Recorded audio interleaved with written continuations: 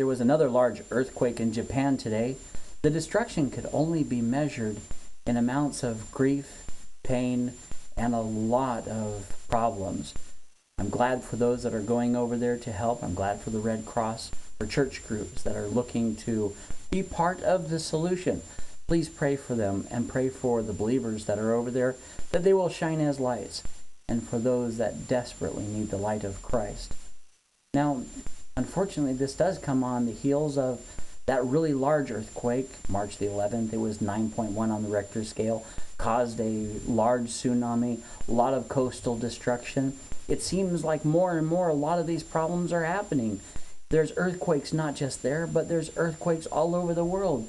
It appears as if they're more and more frequent, to the point that you wonder, is this the end of times? Is this what Matthew is talking about when the disciples asked Jesus, Lord, what is the sign of your coming? One of the questions is, what's going to happen? And Jesus told them, there's going to be earthquakes. Now we know earthquakes happen all the time, but it seems like they're more and more devastating, huger chaos, more complete destruction, and the edge of the unknown. Is this the end of times? Is this close to where the Antichrist will be showing himself?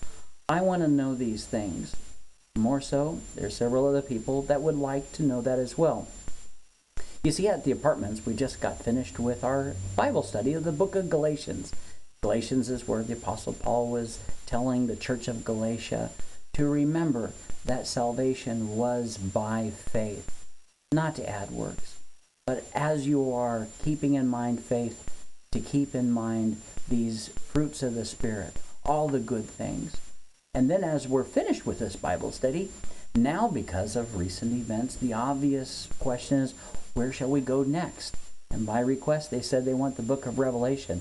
The book of Revelation, couldn't we pick like Philippians or maybe Psalms? That's a lot more pleasant. No, the reason why the book of the book of Revelations is something that people shy away from is all of the symbolism in there.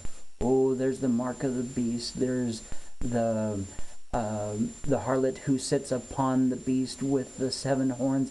What does all of that mean?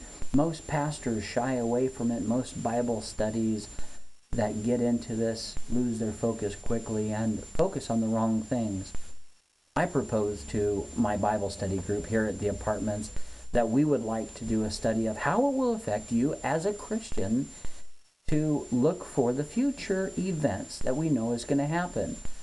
The Apostle Peter kind of sums it up when he says in 2 Peter 3:11 and 12, therefore, seeing that these things will be dissolved, the earth, the heaven, and the future, what manner of persons ought you to be in holy conduct and in godliness, looking for and hastening the coming of the day of God? Wow! Is that more important than trying to figure out what that horn is, what that beast is? I think so. So here's what I propose. Over the next several months, we'll be taking a chapter a week. Well, that's a large chunk, but our focus on each week is to see what the Apostle John, when he wrote this, is trying to encourage us. How ought we then to live, knowing that these things are going to happen, and in the future, God's going to do something different. So in the first third of the book, we're going to see how God wants us as the church to act, how he wants us to reach out, how he wants us to share. In the second third of the book, we'll see that as God is doing business with those that don't believe, he still wants to reach out. He is willing that none should perish, even to their dying day when they still despise his name. Then at the end, where he acknowledges the believers, those that have accepted him, accepted God into their hearts, he'll acknowledge them. And then God is on to a new creation, new beginnings, and new things that he has in store for us. This is going to be a good study. We don't have to worry about what is going to happen around the world.